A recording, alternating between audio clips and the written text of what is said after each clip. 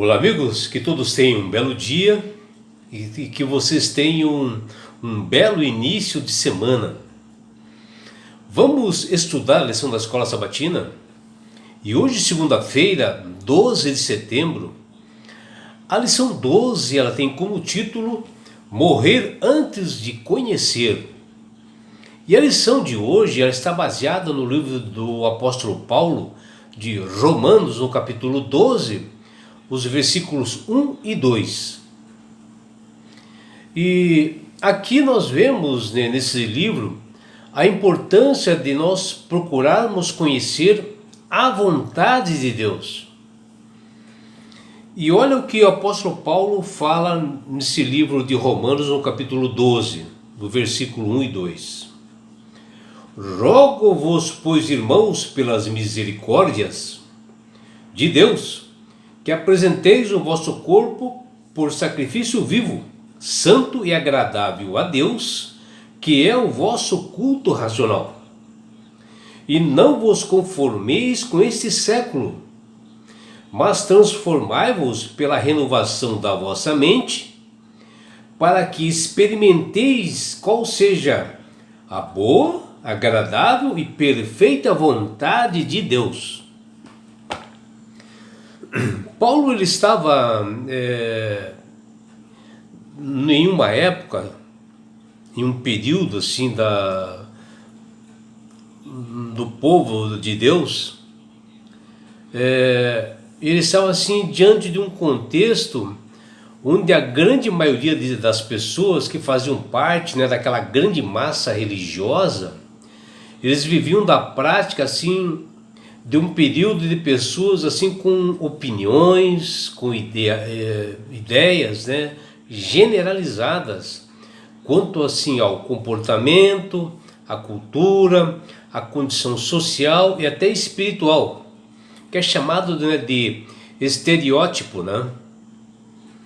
E Paulo roga aos cristãos que todos experimentassem uma mudança de hábitos, né, que constituísse assim em um culto racional que equivale assim uma entrega verdadeiramente a Deus, uma entrega assim do corpo por sacrifício vivo, santo e agradável a Deus, que está ali, né, em Romanos 12, versículo 1, e que eles observassem essa vontade de Deus. E Paulo fala que eles fizessem a junção, né, entre o corpo e a mente, onde o apóstolo mostrou que ambos estão inevitavelmente ligados e que não há como separá-los, porque um depende do outro e tem total participação no quesito de adoração a Deus. E muitas pessoas dizem: se eu soubesse a vontade de Deus para a minha vida, eu sacrificaria tudo por Ele. Mas logo depois de falarem isto, né, quando vêm as dificuldades e as aflições, eles ficam assim confusos, né, sobre a vontade do Pai Celestial. E por isso que o apóstolo Paulo, em Romanos, no capítulo 12, versículos 1 e 2, que todos nós seremos capazes, né, de experimentar qual é a boa e agradável, perfeita vontade de Deus, quando inicialmente nós tivermos o genuíno entendimento, né, do amor, das misericórdias de Deus para cada um de nós, que fala ali em Romanos capítulo 12, versículo 1, que nós vimos. E a conformidade, né, ou aceitação dos costumes, né, que permeiam cada geração, recebeu uma espécie assim de contraste assim deverasmente sublime. E aquela que o apóstolo Paulo menciona, né, de a boa, agradável e perfeita vontade de Deus, que ele fala em Romanos 12, no versículo 2, ele exorta a constante vigilância da mente através de nossa vida prática E este é o querer de Deus. E o apóstolo menciona para nós oferecermos a nós mesmos como sacrifício vivo a Deus. Que está lá em Romanos, o capítulo 12, versículo 1. Onde nós sempre, quando vamos fazer isto, né, quando nós apresentamos esse sacrifício vivo, a nossa mente ela está assim transformada, ela está renovada pelo poder de Deus. E o apóstolo Paulo diz que assim nós poderemos experimentar a boa e perfeita vontade de Deus.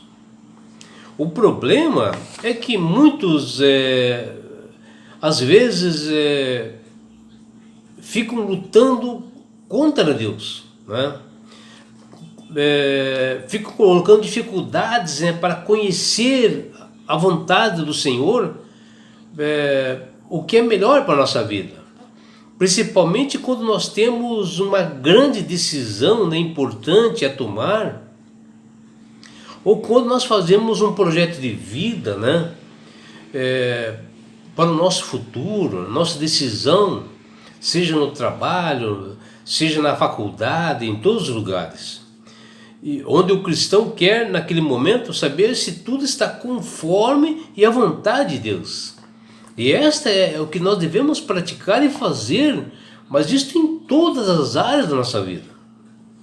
E é por isso que o apóstolo Paulo, ao observar, né, as ansiedades e as aflições dos cristãos da época, ele dá uma pista, né, aqui nesses versículos, que é uma chave para nós conhecermos a vontade do Senhor nas decisões.